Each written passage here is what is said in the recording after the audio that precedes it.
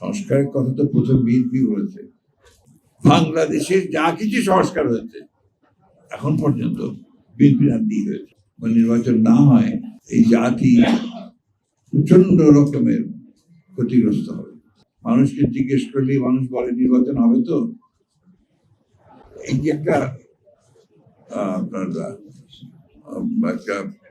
এক ধরনের শঙ্কা, আশঙ্কা এবং এক ধরনের আপনার হতাশা এসে যায় যে হবে তো।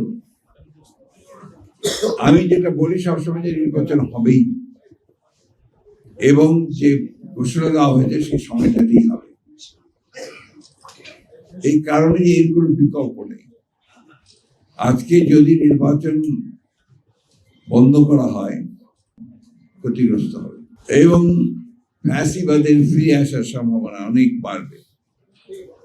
আপনারা নিশ্চয়ই লক্ষ্য করছেন যে বিভিন্ন খান থেকে বিভিন্ন সময় অনেকেই এই ফ্যাসিবাদকে নিয়ে আবার কথা বলে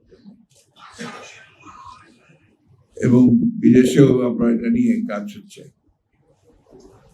তাই নির্বাচনটা খুব দ্রুত দরকার, সে কথাটা আমরা বারবার বলেছি। এবং আমরা মনে করি যে একটা অবাধ সুষ্ঠু নিরপেক্ষ নির্বাচনের মধ্য দিয়েই আমরা আমাদের যে কাঙ্ক্ষিত লক্ষ্য গণতান্ত্রিক রাষ্ট্র ব্যবস্থা, সেই রাষ্ট্র ব্যবস্থায় আমরা যাওয়ার সুযোগ পাব। এক্সট্রিম মশার কয়েল প্ল্যান্ট ফাইবার দিয়ে তৈরি, ডেঙ্গু, চিকুনগুনিয়া বাহি সহ যে কোনো মশার বিরুদ্ধে দেয় এক্সট্রিম সুরক্ষা। ডক্টর মাহাদিন যে কথাগুলো বলেছেন অত্যন্ত বাস্তবসম্মত কথা, যে আমরা সংস্কার করছি। সংস্কারের কথা তো প্রথম বিএনপি বলেছে। বাংলাদেশের যা কিছু পরিবর্তন, শুরু পরিবর্তনের কিন্তু আপনার বিএনপির মাধ্যমে।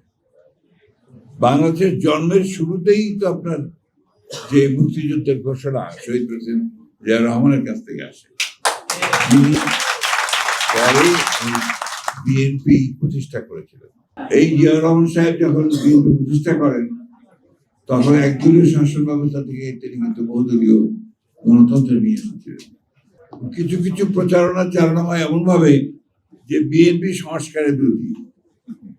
বাংলাদেশের যা কিছু সংস্কার হয়েছে এখন পর্যন্ত বিএনপি হাত দিয়ে হয়েছে। এই বিষয়গুলো আমাদেরকে মাথায় রাখতে হবে। আর দুর্ভাগ্যজনক ভাবে কতগুলো রাজনৈতিক দল তারা মিথ্যা প্রচারণা, ভুল প্রচারণা করে বিএনপিকে হেয় প্রতিপন্ন করতে চায়।